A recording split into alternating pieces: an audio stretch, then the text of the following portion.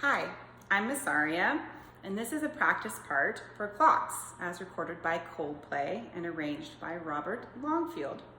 This practice part is for second violins.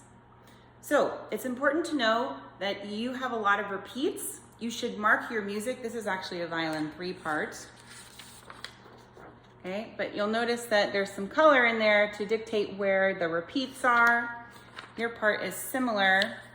In this part, I put in whiskers.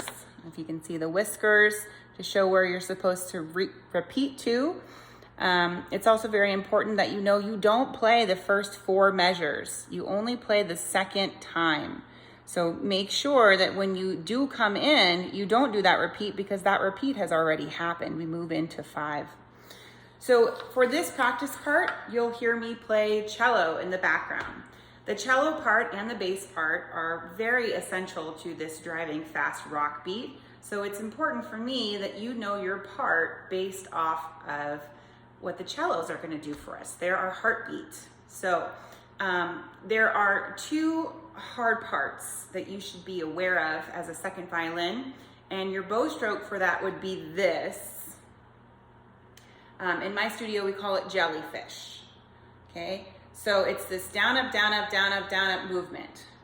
So really make sure you practice this. Your bow hand should be like you're about to scoop water and drink it. Okay, but not so scooped. It's like you're thinking that you're about to drink, and then you bring your thumb in and there's your bow hand. So a strong wrist over here, and then you're just gonna practice moving from right here, and that's your bow arm for measure 25, for 49, whenever you have these string crossings. Make sure when you start on your A string and you go up to your D string, you're lifting with your thumb. And when you're dropping back to your A string again, you're leading with your elbow. So you lift with your thumb, you drop with your elbow. So if we were just to try that real quick, okay, if you had your 3, see that motion that we were doing?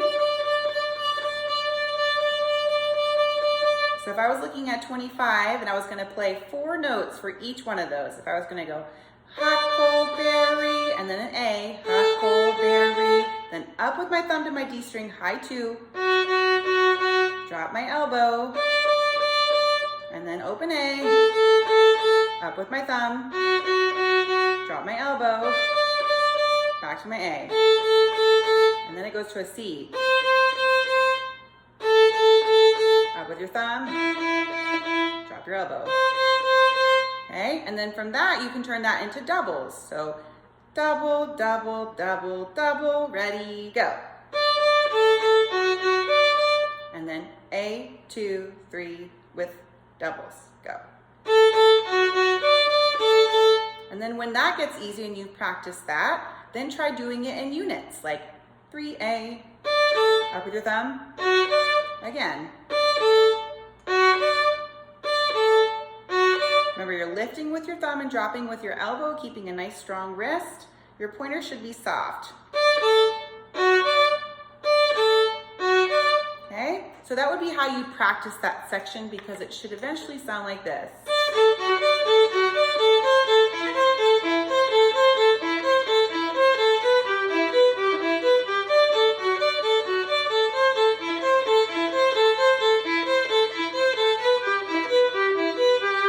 So again, I would practice it with doubles.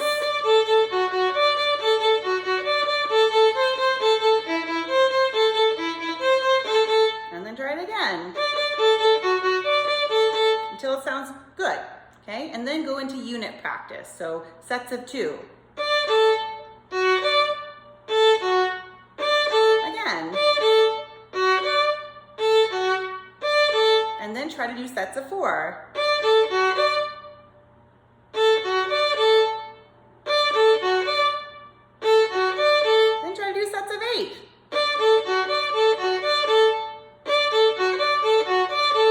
Just don't work too hard, okay? Think smart, work smart. All right, from the beginning, here is the cello part. Remember, the violin you hear in the beginning, that is a solo for the concertmaster. We don't play that. The time is still ticking through. We come in on the second time and then go into measure 5. I will be playing your part on the screen.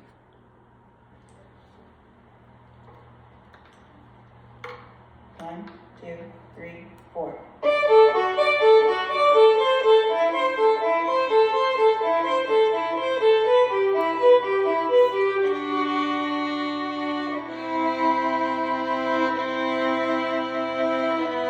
There's your 5.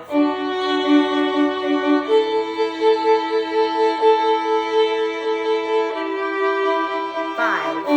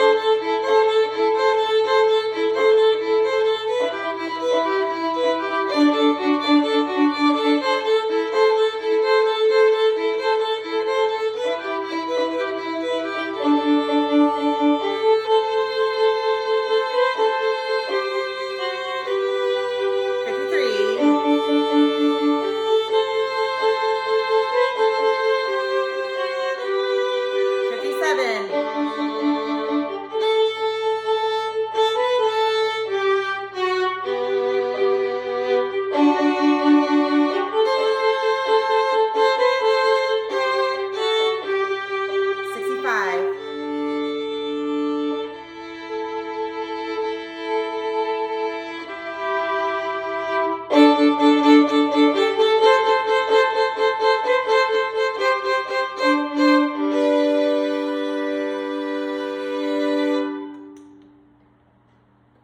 Thanks for practicing.